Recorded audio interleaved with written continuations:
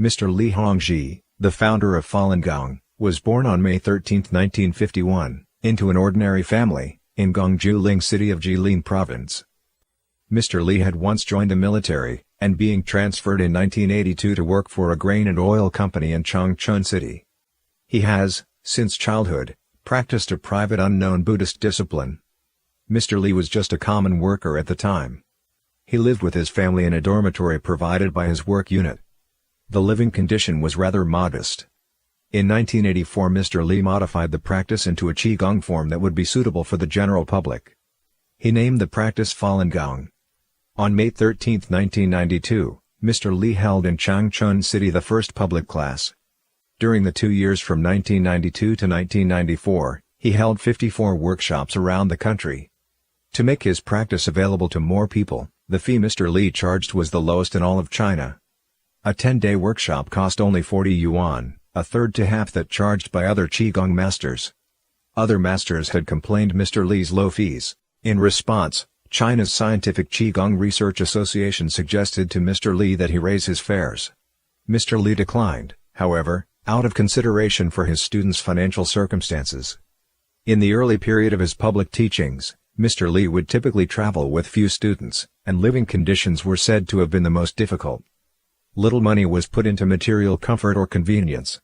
When he first arrived in Beijing, nobody knew who he was. He and his students spent their first few nights in the city staying in the crowded train station. Bench served as a bed. Often he had to hurry from class to class, rushing about China's many cities, owing to the demands for his teachings. Often he couldn't even manage to purchase a train ticket with a seat. When tired, he could often sit only on the train's floor. When hungry, he could often just fill his stomach with instant noodles. When sleepy, he could only nap by leaning on the nearby chair or wall. When Mr. Li first began to spread the exercises and teachings of Fanlun Gong, there are numerous practices of Qigong in China. Phony practice mixed in with the genuine ones. Good people mixed in with the bad. Things were complicated at the time, although many people had indeed in those years gained better health from doing traditional practices such as Tai Chi and the 5 animal movements. There were also many fake Qigong masters who allegedly duped people. Many persons spent a fortune seeing and studying with the Qigong masters hoping to be healed. Many ultimately made with no avail. In September of 1992, Fanlun Gong was recognized by the Scientific Qigong Research Association as an affiliated Qigong practice.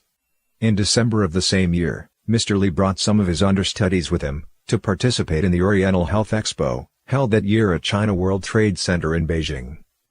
Li Hongzhi's name and Fanlun Gong spread like a wildfire there, quickly creating a stir. The executive director of the Health Expo, Mr. Li Rusong, and the chief consultant of the event, Mr. Zhang Shuigui, spoke highly of Mr. Li's Qigong power, and the contribution his Fanlun Gong was making. Professor Zhang said this, Mr. Li can be considered a star of the 1992 Oriental Health Expo. I have seen him created many miracles. I saw patients with pains, and patients in wheelchairs, and those who have challenges moving about, came to him for help.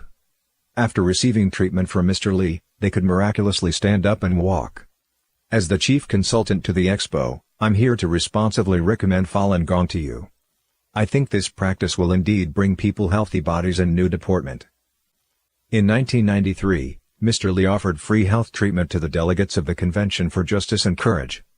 The Chinese Ministry of Public Security wrote a letter to the Scientific Qigong Research Association, thanking Mr. Li. Meanwhile, the People's Public Security Daily published an article, saying that most of the model workers there had very good results, after receiving the treatment. With the spreading of Fanlun Gong, numerous people were benefited physically, and spiritually. Many recovered from incurable illness, or refractory conditions, therefore encouraged family members and friends to try out. The practice's founder, Li Hongzhi, came to be called honorifically Master Li. In few years, the number of practitioners reached 20 million, and kept growing with robust momentum. In 1995, Mr. Li concluded teaching of his practice in mainland China. Early that year, he went to Paris to give a class, his first teaching outside of China. While in Paris, he had a small meeting with several Chinese diplomats, one of whom was China's ambassador to France. He was then invited to give a speech at the Culture and Education Division of the Chinese Embassy in France.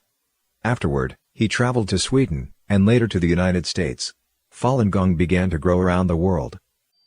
As of January of 1996, Mr. Li's book Zhuan Falun was ranked among the 10 bestsellers by the Beijing Youth Daily.